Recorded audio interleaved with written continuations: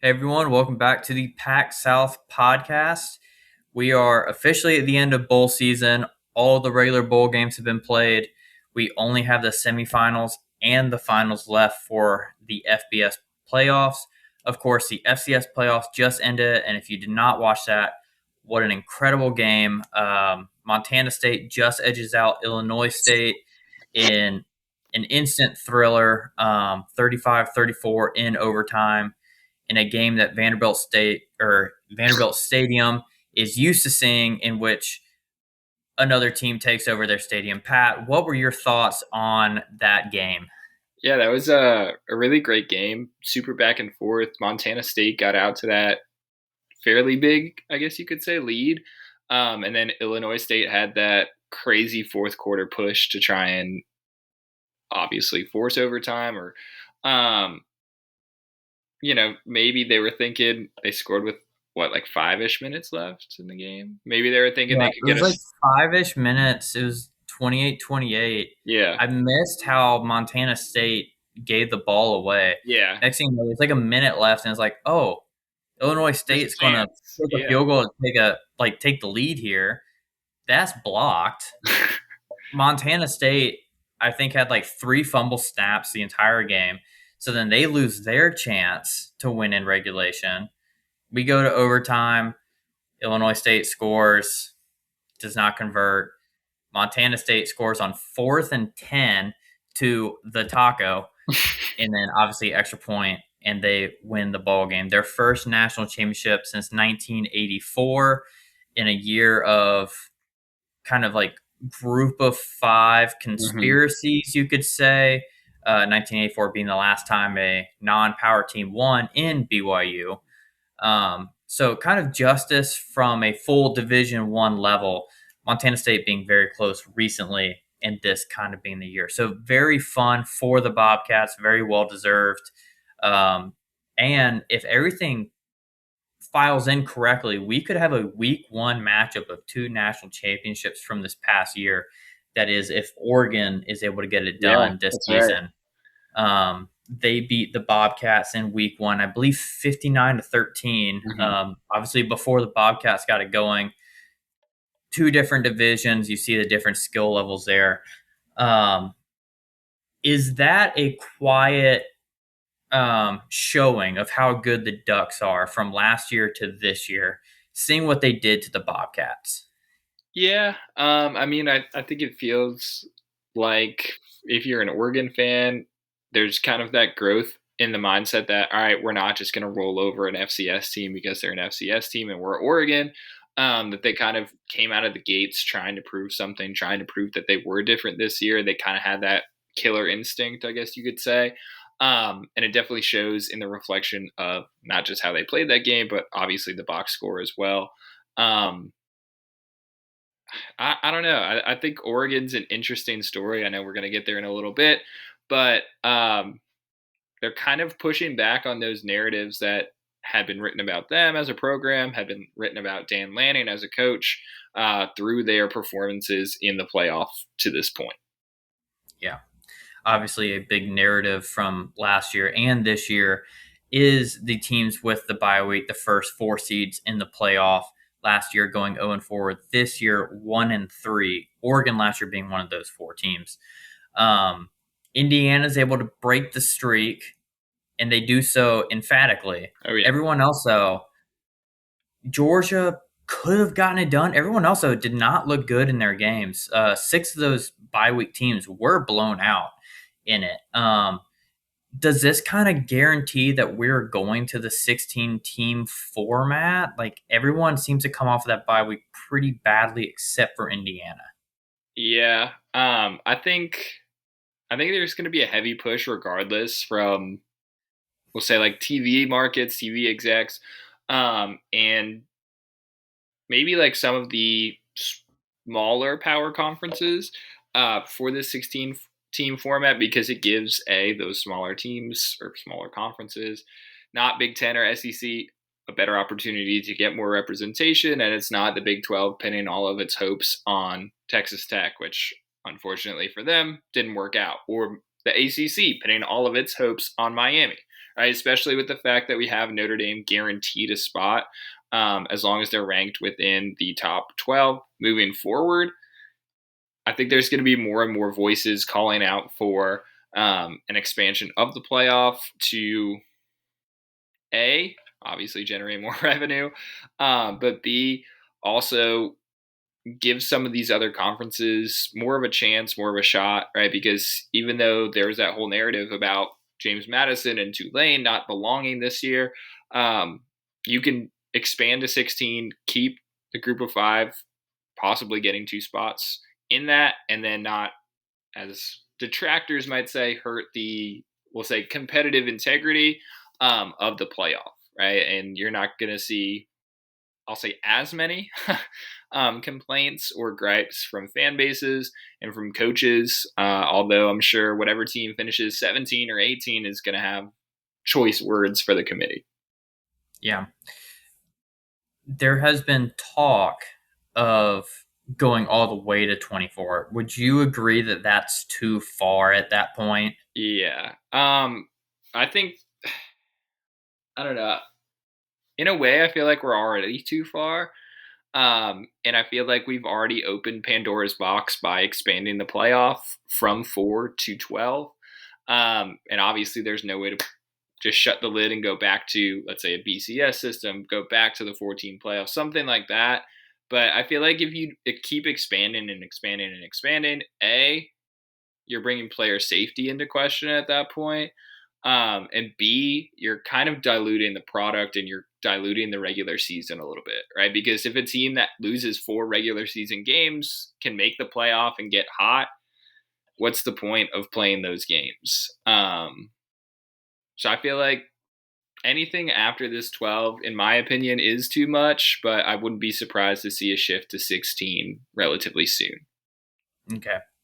Very interesting there. It is going to be an interesting thing to watch. I think it comes up in February of this year is when they'll make the decision on if they're going to expand or not. They already pushed the deadline back. Yeah, I'm kind of with you. I think that we're kind of in a mucky territory, you could say, for this potential expansion.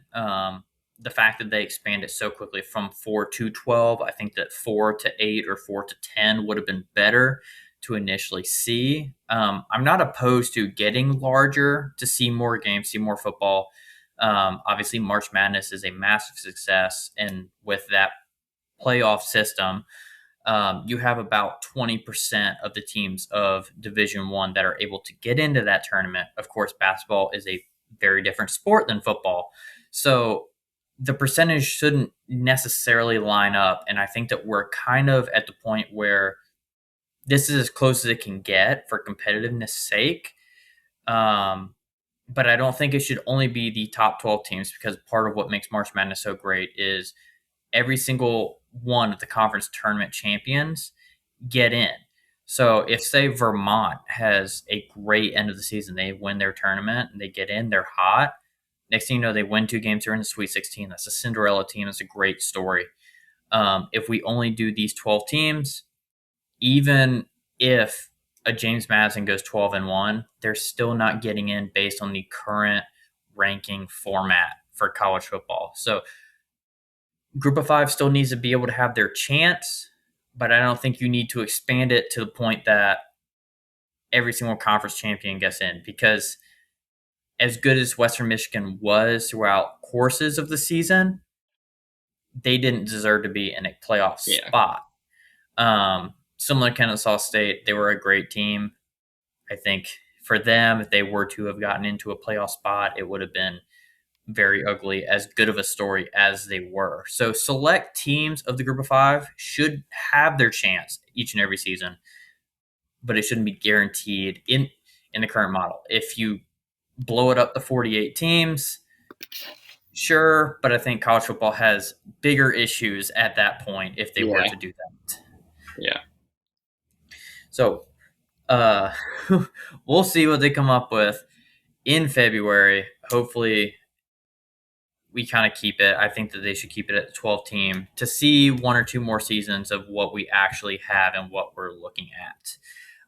Surely enough, the ACC cannot bomb themselves 2 more years in a row, but we never know. We're going to take a quick pause on our talks to talk about everything that we have going on at 626 Productions. So this episode is being posted on 626 Productions and our new podcast channel for this show, the PacSouth YouTube channel. Obviously, you'll see this episode, you'll see all of our future episodes and our past episodes from the PacSouth when we were building up to the PacSouth and the 626 Sports Productions show that was kind of like leading into this. So we'll have a lot of our past shows with it. We'll have future vignettes. We'll have all of our future podcast shows here on this channel. We also will be going live starting in theory today on Apple Podcasts, on Spotify, and on Substack. So please be sure to follow us and watch us and listen to us there as well. We are looking forward to all sorts of new content as well as what we are already making right now. Our new show for 626 Productions as well will be starting here in 2 weeks. We're very proud to present that. It'll be the 206 Foot Productions. It is going to be a soccer-specific show. To North American soccer is initially going to start off with our USL 2 division. In the Northwest is going to be myself and my friend Tomas with special guest appearances from that man across from me, Pat, talking about some of our European soccer as we get to specific points in the football season for that. So we are very excited for that as well. That will start initially here on 626 Productions and be posted throughout 2026, as well as on its own YouTube channel as well.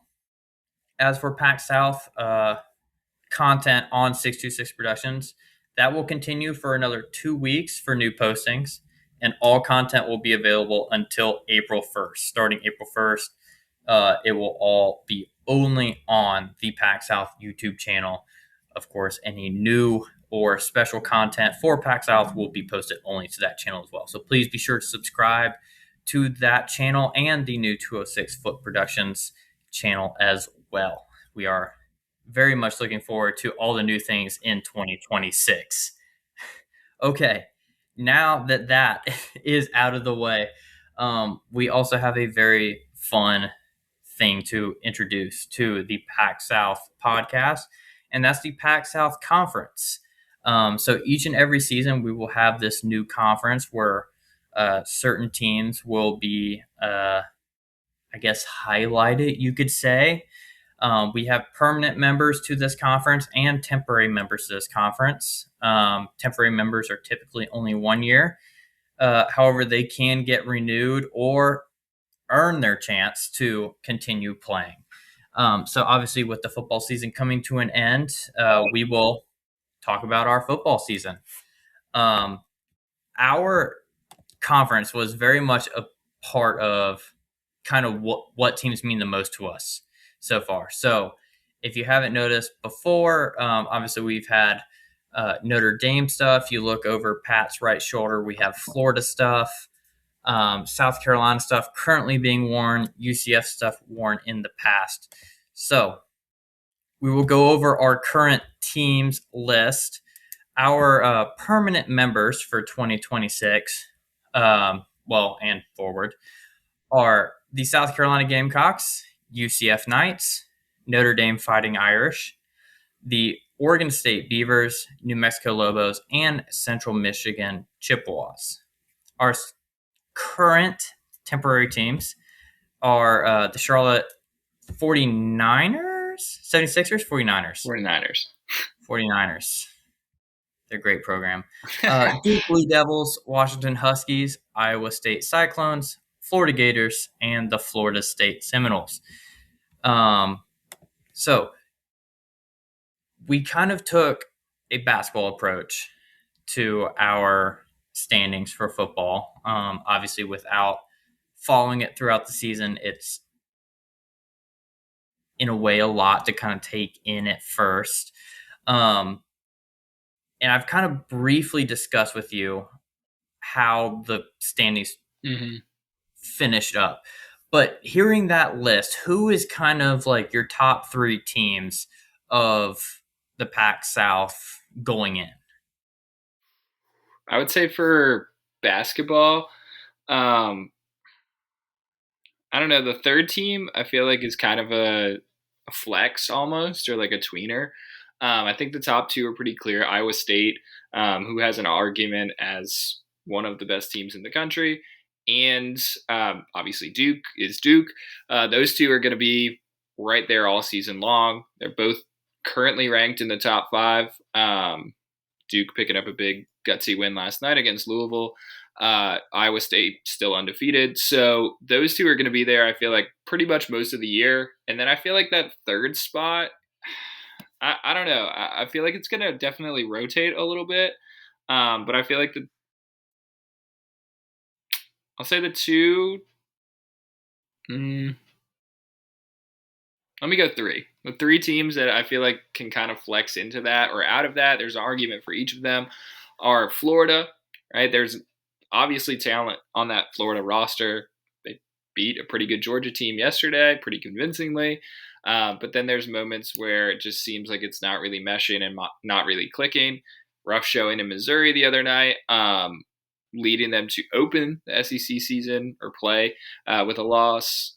Then you've got Notre Dame, who's kind of been like pretty up and down this season when it comes to basketball. There's higher expectations than there has been in the past few years for Notre Dame hoops. And again, kind of a mixed bag of results, right? You're not really sure what you're getting. And then the other team on this list is a team that's performed really, really well up to this point. And I don't know, I feel like is getting overlooked a little bit simply because of the conference they play in. Yes, I know UCF is ranked, but I'm not going to put them in this spot. I'm going to go with New Mexico for this one because they've been a really solid mid-major this year. They had a slight hiccup against Boise State, but the pit is an incredibly hard place to play. And B, I feel like the Mountain West is really divided this year. You know, like you've got pretty clearly Utah State at the top. And then kind of like 2 through 5 is fairly interchangeable. You've got Boise, you've got New Mexico, you've got Colorado State, you've got Grand Canyon. On the outside looking in on that bubble is some other fairly decent teams like Wyoming, right? So I feel like the fact that the Mountain West is competitive might get New Mexico some more love from the committee this year, open up better chances for higher quad victories, things like that. And that's why I could see an argument for any of those three teams. Again, I know UCF has had a really strong start to the season, but Big 12 play is just so grueling. I want to see a few more games before I kind of lock them into that spot. Sure. Yeah, obviously Oklahoma State is a bad loss for them, but they open up conference play with a win over Kansas, Kansas. yeah. So kind of a Jekyll and Hyde team to start off their meaningful game. So we'll see what the Knights are able to do. But yes, the Pac-South, our standings are based on point system. For basketball, it will be quad based, obviously, so they'll get points depending on their quad wins. Plus, if it is a non-conference, say quad 2 win or a conference quad 2 win. So that will depend on how many points they get for certain matchups. Football, same thing. You get points based on if it is a Power 4 conference win, Power 4 non-conference win. Different criteria means different numbers for their games. And we value rivalries here on the PAC-South podcast. So whatever it is, if it is a, say, Power 4 non-conference win, but it's a rivalry game, they get points for both. So you're able to double dip into the points on wins. I sent you a screenshot as I was going through it, and I think it's pretty clear who the number one team was. Who else kind of would shock you before knowing the full list of our total? Like who else you have like kind of in the top? So I don't know. I guess I don't know. One of the teams that kind of surprised me, not to spoil things, on how high they were from a football perspective, and actually is pretty surprisingly, I'll say, competent or decent from a basketball perspective this year, is Washington. Usually, you don't really think of Washington as like a consistently good, I'll say, basketball program, right? Like they had that year with Stewart on the team where they were pretty good. They had the year with Markel Fultz. They had a few years with Isaiah Thomas where they've had success, but it's kind of been like staggered a little bit. Indeed. However, they've gotten off to a fairly decent start this season. Obviously, losing to in-city rivals Seattle was not ideal for them. But the Big Ten, I know we were talking about it off camera. The Big Ten is just so deep this year. There's tons of opportunities for quad one and quad two victories. Some of those can be quad one victories on your home court, which is even better because you don't have to win on the road against a quality opponent. So I feel like Washington could quietly rack up some points in that regard. I think the thing that might hurt them, however, is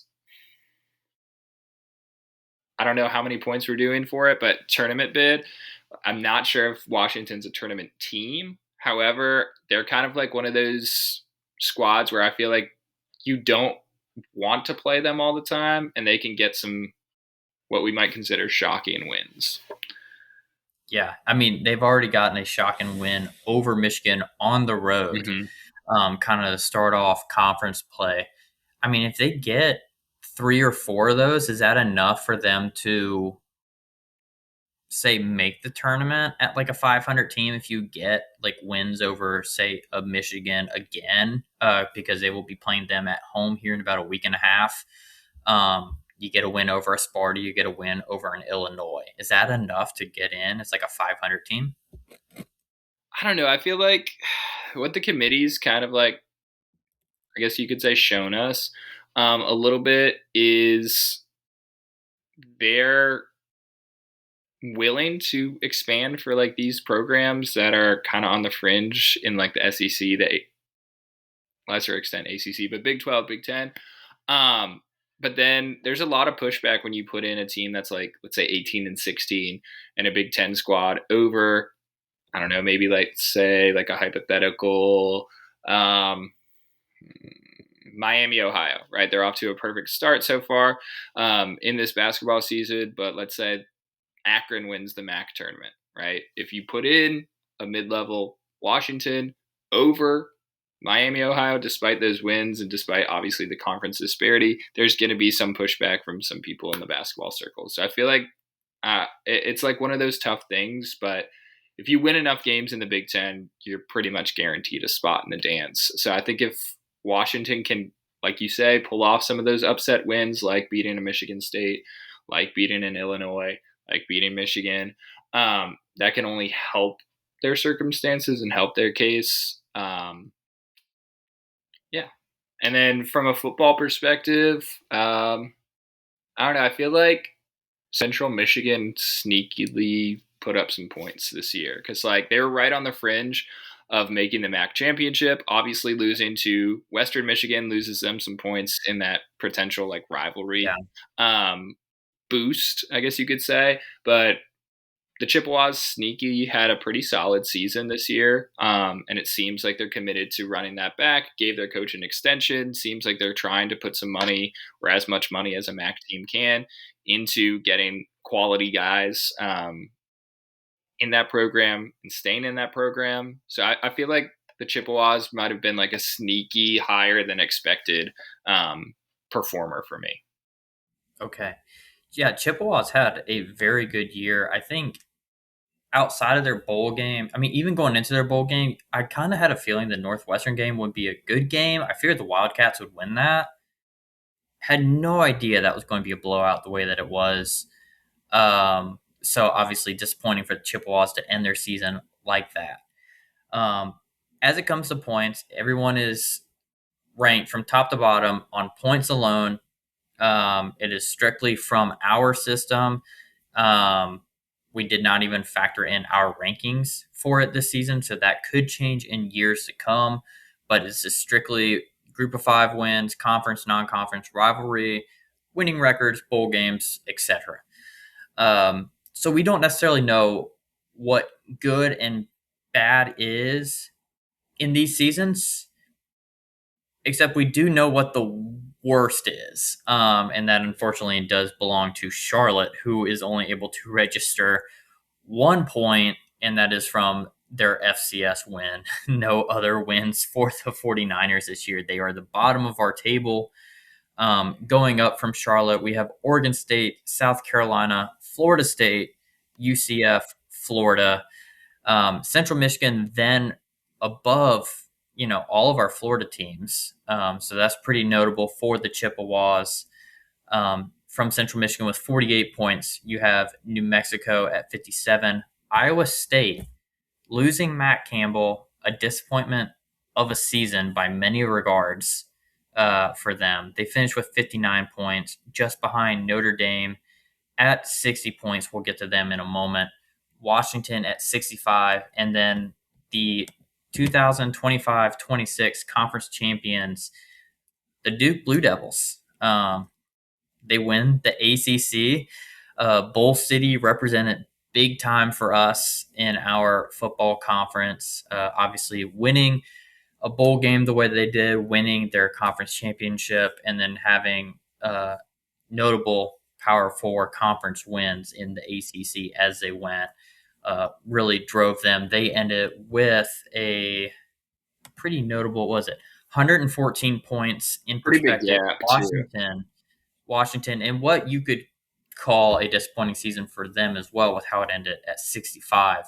Notre Dame finishes with 60 points. Part of the reason they did not get more points, we gave bowl appearances points and then bowl wins a point. And then if they were to have made the playoffs, that would have been a different set of points as well. Obviously, with Notre Dame just excluded from the playoffs and deciding to sit out, that kind of hurt them a little bit. Had they decided to at least play a bowl game, they would have come in second over Washington. But I mean, 3 rivalry victories on the season over Southern Cal, Navy, and Boston College still feels good for the Irish. But of course, this is kind of national championship or bust currently under Marcus Freeman. And I would say that was definitely shown in our rankings. But Washington and Iowa State, what could be considered low-end seasons for them, still not bad Yeah, showings yeah, pretty in our solid. conference standings. 65 and 59 points respectively. It should be interesting to see what those teams are able to do next year. I don't believe Iowa State will be a team that will come back, but with Washington, say, potentially coming back, could be interesting to see what they're able to do. Speaking of Washington, I was going to say that's a perfect segue right there. If you've not been noticing the news, Damon Williams re-signed with the Huskies a couple of days ago for an NIL deal. Currently sophomore redshirt, I believe, so he has some eligibility remaining. But maybe not for the Huskies. It sounds like he may be on the road if he gets his way. It seems like LSU may be trying to pull him away from Seattle. Washington already said they are looking for legal battle after he declared for the portal on a no contract clause. All legal action is on the table. Washington themselves is not putting his name in the portal, so they are very much fighting tooth and nail for it. I don't know how this works out for Washington. That is, in this situation, holding him hostage when it's clear that he is leaving. But I think the best case scenario is to get the money from whatever team could be pulling him away. What is kind of your take on? I mean, this is reality television. Is essentially this point, like it's getting ugly pretty quickly. Yeah, I think this is kind of like the perfect example of why we need better regulation and better governance with the portal. Obviously, like there's the idea of contracts now. That's why Washington is saying that they will pursue legal action or are considering, I guess, pursuing legal action if Damon Williams does wind up leaving.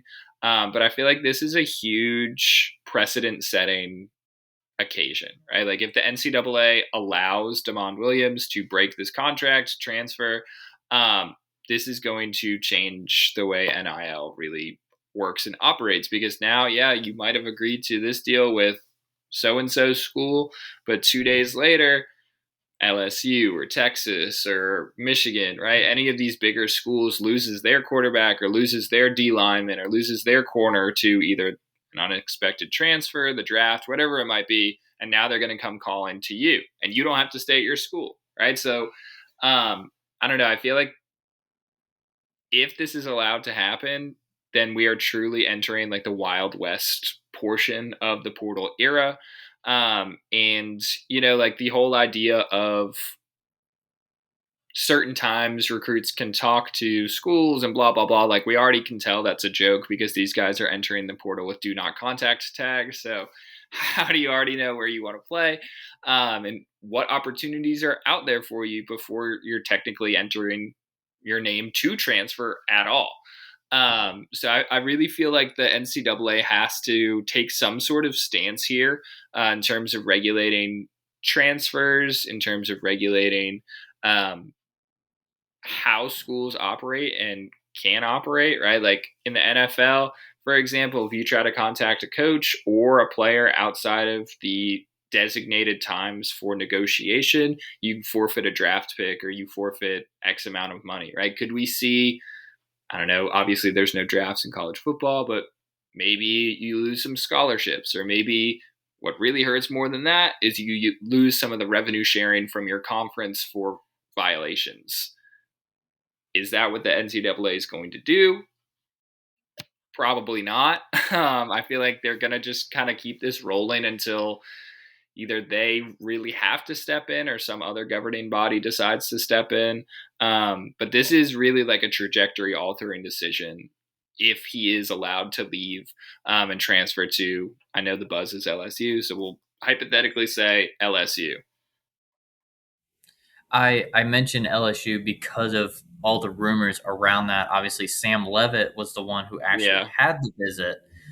And then around halftime of the game that he was visiting on is kind of when the news that Damon Williams would, I believe, go to the portal.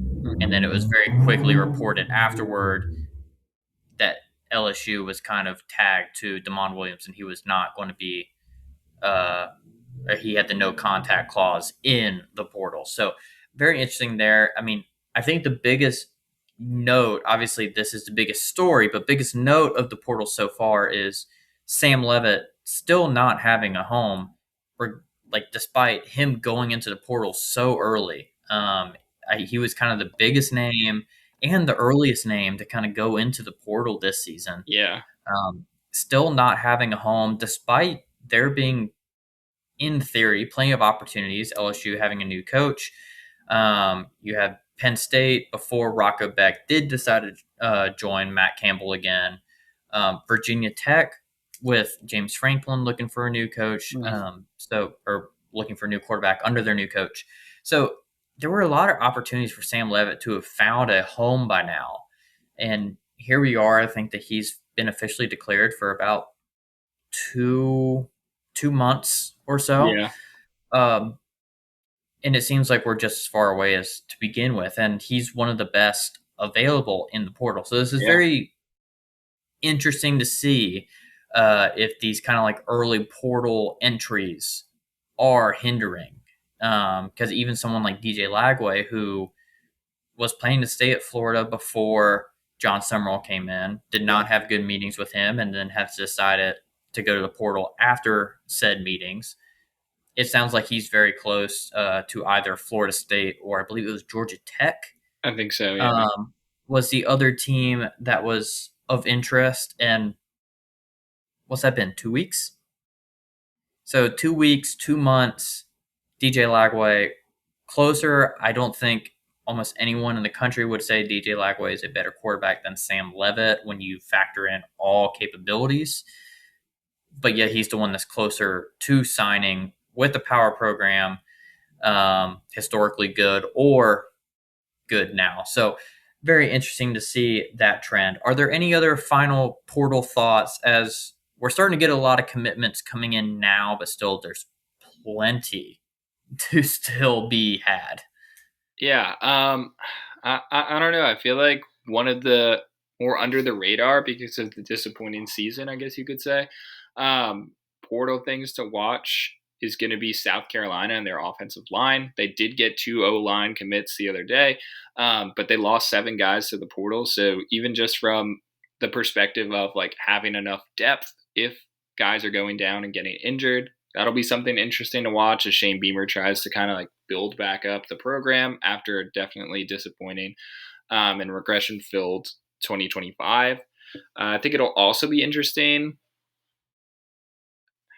I know Florida State has signed a quarterback in the portal, but see if they go in on DJ and try to pull two of them out of there. I don't know. I think it'll be interesting. Obviously, the transfer that Florida State has landed is a SEC transfer, right? So there's the presumption that there's some talent there and things like that. But I feel like we still have a lot of bigger names or bigger guys who haven't made a decision yet. And I mean, that's good for us. It keeps interesting news coming in. But I don't know, maybe it makes them think twice a little bit about these decisions because, thousands of these players enter the transfer portal every year, and then some of them we never hear from again. So maybe we're going to see a slight slowdown. I doubt it, but who knows? I mean, we had at one point this off season. Well, I guess we're not even in the off season. We're still in the postseason because there's still playoff games to be had, which we'll get to in just a few moments. But 4,000 players were in the portal at one point in time, which is crazy to think. That's just so many people jumping teams. It's very crazy to kind of wrap your head around that sort of thing. So we'll have to see kind of what the portal does. I do want to give a minor shout out to players of bowl game teams. I did not feel as though that the sit outs were as drastic this bowl season, which did leave a lot of great football outside the Independence Bowl. Just about every other bowl game was very entertaining to watch and very good football to watch with the smaller amount of sit outs. So I got to give a big shout out to the players that decided to finish their season with their team before going to said portal or before going to the draft. It did make a difference in the football quality and for us fans. So shout out to them, and then hopefully best of luck to them in the portal for those who left after playing their bowl game. So shout out to them. We are on to our picks now. This is the first period week of PAC-South podcast that we will have multiple sports being picked. I guess that's not true. We did do World Series back before we went to college that's true. only. That's true. So, okay. College only official pick, PAC-South. This is actually what we do now. Anyway, we are going to men's college basketball first in a inverse of what you would expect from the football season. You have currently undefeated number 10 Nebraska playing still a very good unranked Indiana team. Obviously, Indiana historically at the Assembly Hall has been the better team in this matchup, but that's not what we have this season. Nebraska has figured out how to play on hopes, dreams, and fundamentals, and they're currently undefeated, number 10 in the country. And I really like them to make a statement win over the Hoosiers because you see this matchup and you go, there's no way that an Indiana team doesn't win, especially when I think a lot of the talking heads are looking at this matchup and go, I'm used to Indiana being good with football as well right now. So it's easy just to continue, well, they're always good at basketball. I'm going to go basketball. No. Cornhuskers will continue to bounce past their way to an undefeated season for now. But I like them here against Indiana. Yeah, I think this is going to be a really competitive game. Both of these teams are pretty solid squads. Um, Indiana's had some bumps in the road this season, losing to, I don't know, I guess you could say like a few teams that they probably feel like they should have beaten.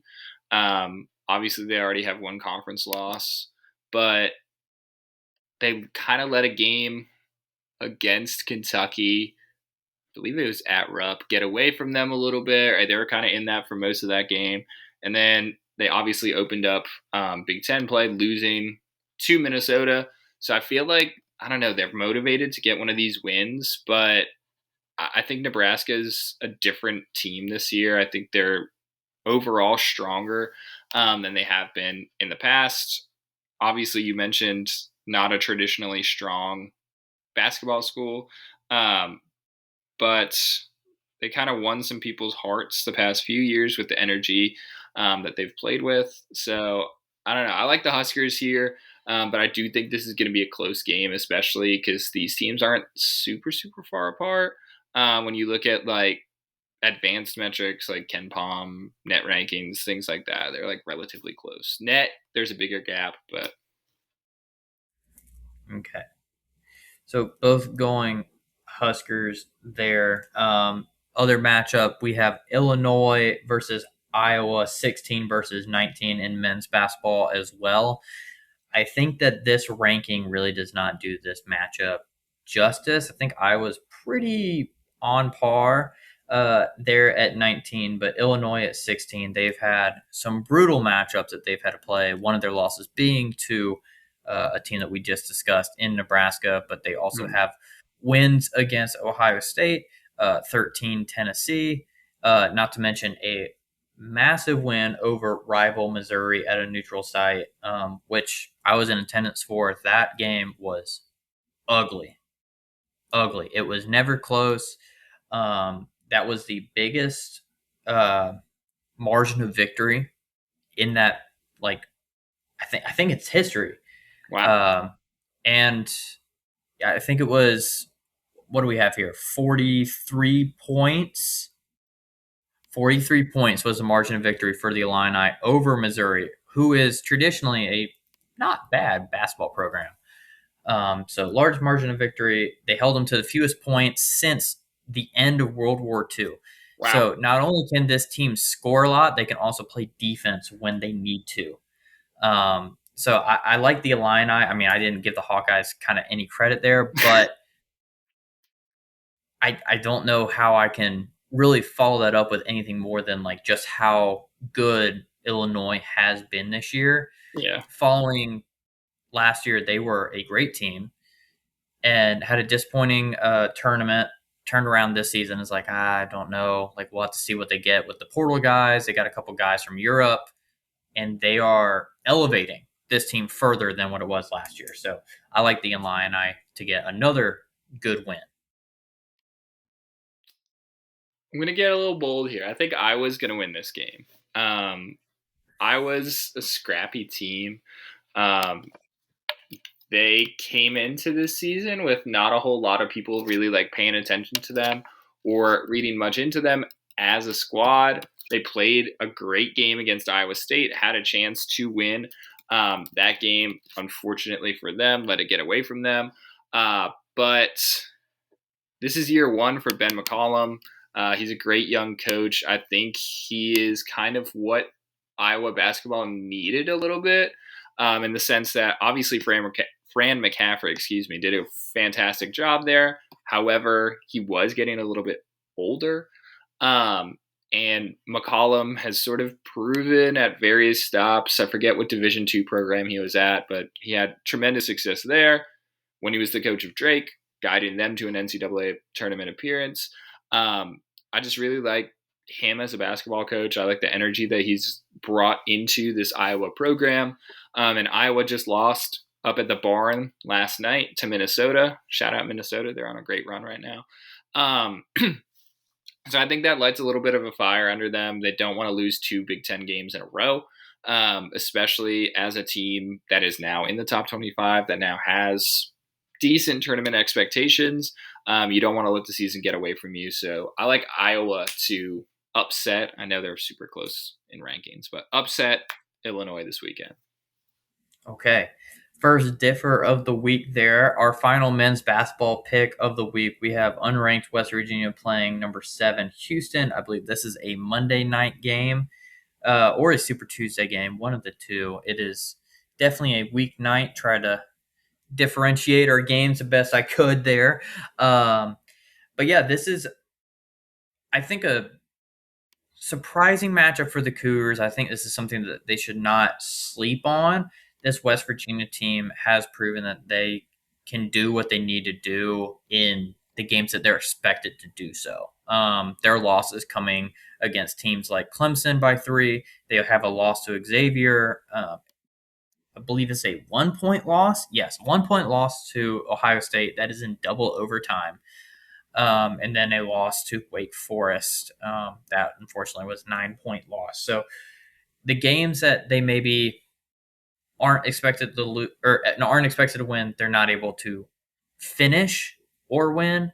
Yeah. But all of the games on their schedule that they have played, they have won and done so emphatically. So this is kind of one of those matchups where it's like, can they flip the switch on Houston on a weeknight to get a big win? For Houston, you then have to battle the weeknight curse, have to look out for these potential upsets on a team that's not that bad. But I mean, Houston, it kind of goes without saying just what kind of a program they are, what they've been able to build up the last, 4, 5, 6 seasons for what they were historically, what they fell to, and what they've brought back to.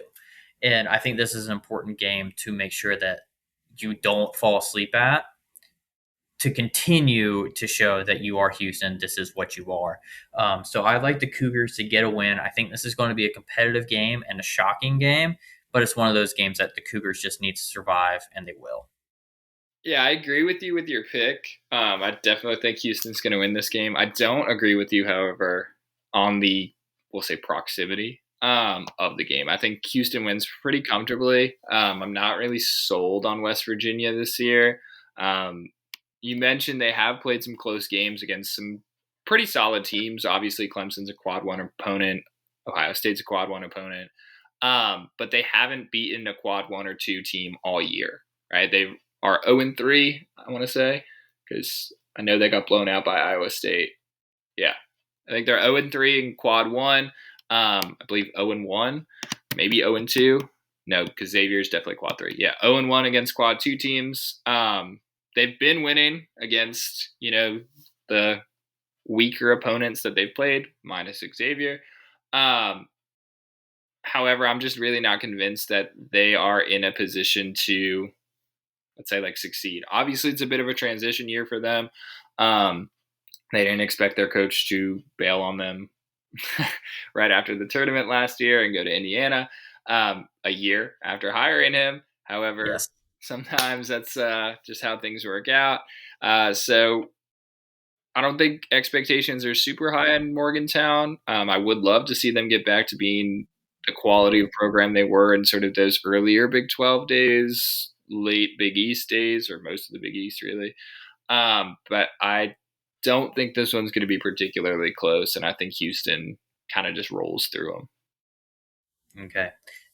Do things change a little bit if they play Kansas strong on Saturday? Perhaps, but I don't know. For me, like, Kansas is also one of those teams where I feel it's like two different teams. Like, Kansas with Darren Peterson is one thing, and then Kansas without Darren Peterson's another thing. Um, Obviously, like, when he plays, big when, you can see why he's projected by some people to be the number 1 pick over AJ Dybonsa. But there's also been that issue of, like, he doesn't play super consistently. There's long stretches where he sits out. Just look at the UCF game the other day. He played the first half, played fantastic, and then sat out the entire second half in a really close and competitive game that Kansas ultimately lost. So I don't know. I guess if Peterson plays and then they keep it close and, I don't know, maybe even beat Kansas, yeah, that might change my tune a little bit. But I don't know. Like, obviously, Kansas is Kansas in terms of the name and the brands, but talent-wise, I don't think they're like that traditional Kansas team this year. They're probably going to be like a 3 seed, 4 seed when it comes tournament time. Okay. All right. So not too much change there. Going over to women's basketball then. We have number 2 Texas going against number 12 LSU. This game is on Sunday.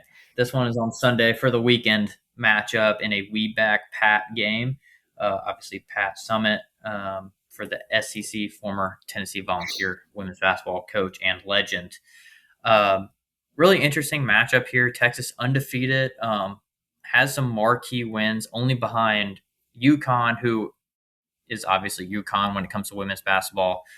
They have a win over recent power and borderline dynasty South Carolina this season already. So Longhorns look to be playing very good basketball. LSU has a national title in recent years, has also a very good roster under Kim Mulkey this season, but has dropped their first 2 games in SEC play to number 11 Kentucky and number 12 Vanderbilt. So not a great start for the Tigers to start SEC play. They do have Georgia tomorrow night, and obviously the Texas game is Sunday. I think this is a very, very important matchup for the Tigers. They should win their matchup against Georgia tomorrow. This matchup against Texas, though, will really decide if LSU is going to be a legit team this year in the SEC or not. I don't think that this really nullifies their chance at having a tournament team, but if they want to compete, I mean, they're Oklahoma, who Texas has already beaten this year. Oklahoma has 1 loss. I believe it is Vanderbilt is 1 loss on the season, but nothing in conference play. South Carolina, 1 loss on the season to Texas. And I believe there's another team up there that I am blanking Kentucky? on toward the top. Kentucky. Yes, Kentucky, 1 loss, undefeated in conference play. Tennessee, also surprising, undefeated in conference play, but 3 losses total to start the season. So LSU, there's a lot of great teams in women's basketball in the SEC top of the conference this season. So LSU really needs to get this win, and I think they will under Kim Mulkey's scrappiness as a coach. They do have great players still on that team, and coming into conference play, they were undefeated. Just very bad timing to get your first 2 losses of the season back to back. Really need to get this Georgia win to get some momentum into this Texas game. But this Texas game is going to be super important for this Tiger team to have any kind of foothold in the conference this season. If Texas were to win this game, though, I mean, look out, big SEC like implications for the season, and very much could be a 1 seed going into the tournament, but that is a couple months away. But give me LSU to get a much needed upset win. I don't know much about women's basketball. I don't pretend to know much about women's basketball. I know that Madison Booker is pretty good at basketball. And I know that LSU has had some issues this year with kind of like closing out games, late game decisions. I believe Malaysia Fulwiley like threw the ball away against Kentucky the other day, and that's how they wound up losing. Texas obviously is the higher ranked team in this scenario. So being that I'm not super educated on women's basketball, I know Madison Booker is pretty good. I'm sure they have a lot of other good players if they're the second best team in the country, but give me Texas. Okay. So 2 differs on the basketball, and then that brings us to the football, what has been the PAC-South bread and butter thus far. We're going to start off with the Fiesta Bowl. That is Miami versus Ole Miss, the 10 versus 6 seed. And obviously you called the Miami game last week. You made the call. You called yourself crazy. You made the jump. And maybe it's me buying into it, which is detrimental for them if that is the case. But thinking about it, watching it, this has to be where Miami wants to be, right? As a program, like Yeah. everyone wants to say the U is back. They came in with a chip on their shoulder because maybe they should have been in, maybe they shouldn't have been in. Obviously, your issue as a Notre Dame supporter is more with Alabama. Nonetheless, Miami is the last team in, so it doesn't matter. So they Yeah. feel that pressure of, we were the team that shouldn't have been here. We need to win these games. We need to prove ourselves. We need to prove the U is back. Um, and being the lowest seed in this playoff, I don't think they can feel that the U is back until they win. Because in years past, you kind of get like, oh, Miami's really good. Miami's really good. And then all of a sudden you get the week 9, 10, 11. They're undefeated or with one loss. And then they just like blow it. They like lose to like a Duke, a Pittsburgh. And then the wheels kind of fall off from there. The wheels didn't really fall off from there, but they did have losses that made them question themselves. There's no time to question themselves here. You either win or you don't. And the U isn't back until the U has a national title. So I like Miami to beat Ole Miss. Ole Miss, great showing last week against Georgia. That was an Yeah. amazing game. Both offenses were incredible outside of whatever Kirby Smart was trying to do with special teams throughout the entire game. But I like the Hurricanes to upset the Rebels, I guess you could say, to get to the finals and to try and prove that the U is back, because they are definitely playing with a chip on their shoulder, and I think they will continue to do so.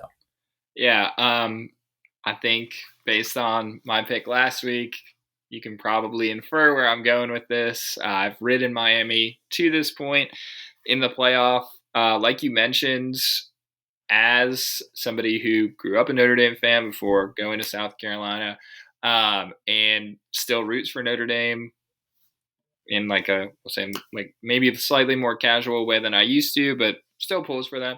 I didn't have issue with Miami getting in, right? I did take more umbrage with Alabama, and I think Miami's proved to this point why they belonged in the playoff and why they were chosen.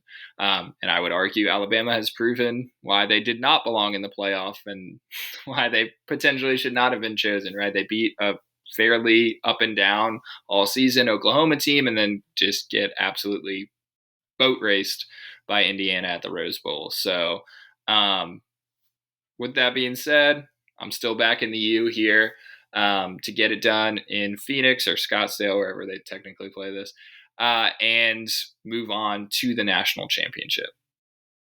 Okay, so we are alike on one of the semifinals. The second semifinal, obviously, is the Peach Bowl.